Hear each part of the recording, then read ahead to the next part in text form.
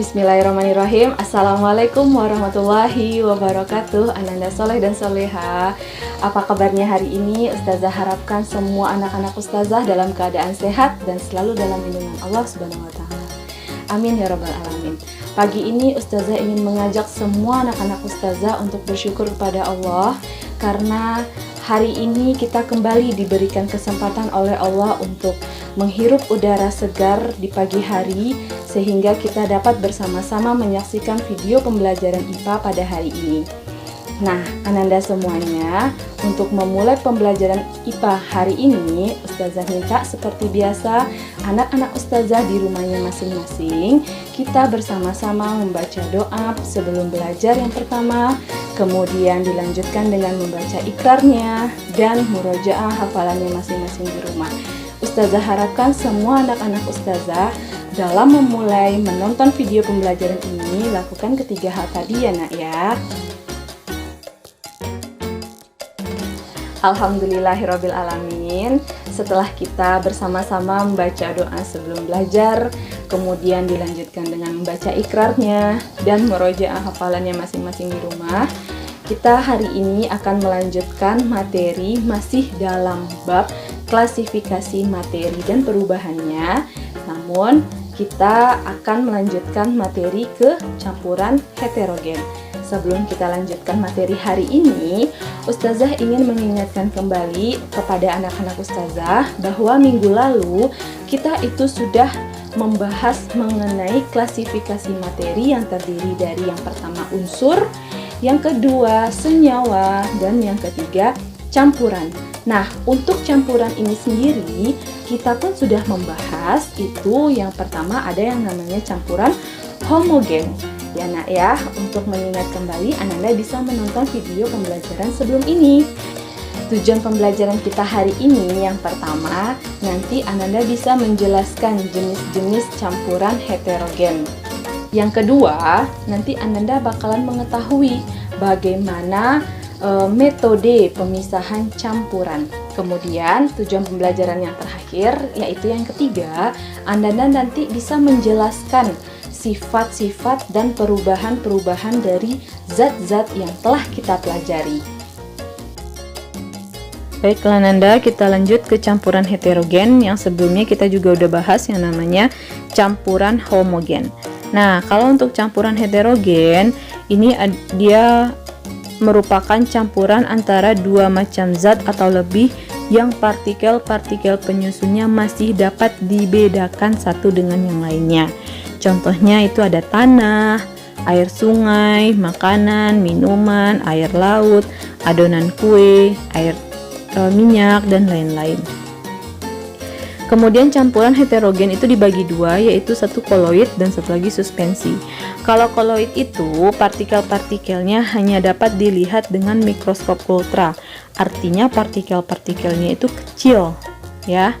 Nah, contohnya itu susu, asap, kabut, agar-agar. Sedangkan suspensi itu artinya partikel-partikelnya masih bisa dilihat dengan mikroskop biasa. Ukuran partikelnya lebih besar dari 3 mm. Contohnya itu minyak, air keruh, air kapur. Itu masih bisa kita bedakan yang mana air, yang mana butiran kapur, atau air keruh yang mana air, yang mana butiran tanahnya. Seperti itu ya nak ya. Kita lanjutkan. Suatu campuran dapat dipisahkan dengan cara-cara berikut. Yang pertama ada yang namanya filtrasi atau penyaringan, yaitu suatu proses pemisahan zat-zat yang mempunyai kelarutan yang berbeda. Yang filtrasi. Yang B, kristalisasi, yaitu pemisahan campuran untuk memperoleh zat padat pada larutan dalam cairannya, ya. Yang C, destilasi, yaitu suatu proses pemisahan campuran yang terdiri dari cairan dengan cairan yang memiliki titik didih yang berbeda. Nah, jadi kalau filtrasi itu berdasarkan kelarutannya, kalau kristalisasi itu ingin memperoleh zat padat yang terlarut dalam cairan, kalau destilasi itu berdasarkan titik didihnya. Kemudian ada lagi Yang namanya ekstraksi itu adalah proses pemisahan suatu campuran dengan cara melarutkan suatu zat ke dalam campuran dengan pelarut yang sesuai, ya. Ekstraksi berarti dia mengambil ekstraknya saja, seperti itu. Kemudian ada lagi yang adsorpsi, yaitu penarikan suatu zat oleh zat lain sampai zat yang ditarik menempel pada permukaan zat penariknya. Nah, jadi kalau adsorpsi ini artinya larutan ini kita celupkan sebuah zat lagi. Nah, jika dia tertarik oleh zat yang baru kita masukkan, nah itulah yang namanya proses pemisahan campuran dengan cara adsorpsi. Kemudian ada lagi caranya yang namanya kromatografi, yaitu pemisahan suatu zat berdasarkan perbedaan kecepatan zat terlarut yang bergerak bersama-sama dengan pelarutnya pada permukaan benda penyerap.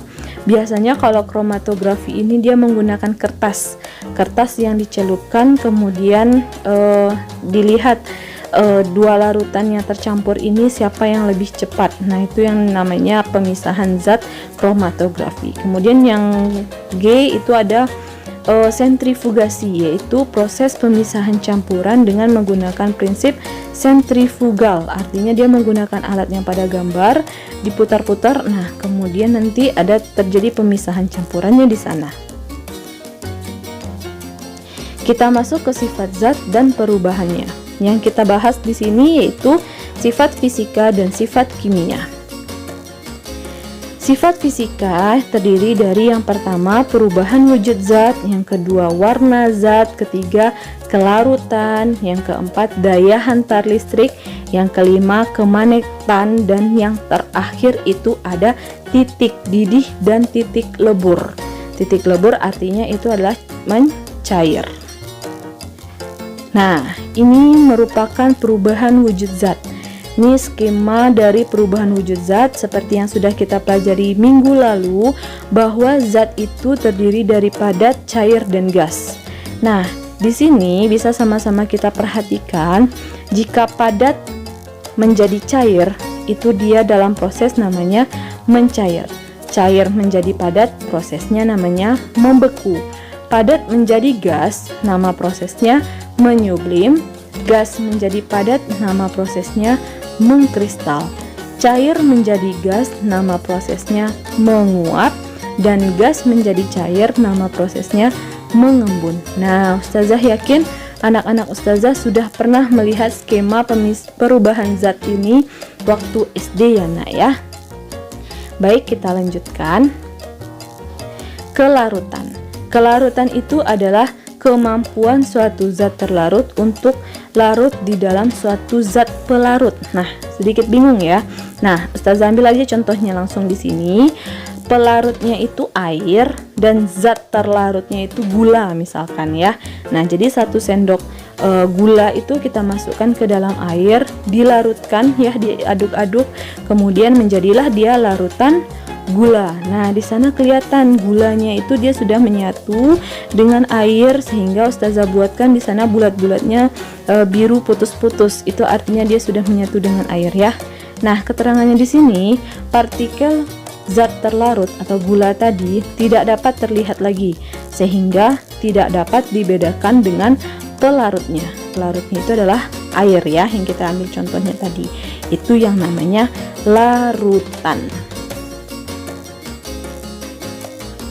Nah, untuk sifat kimia itu termasuk ke dalamnya pembusukan, pembakaran, pengkaratan, mudah meledak, dan beracun. Itu merupakan sifat kimia pada suatu zat.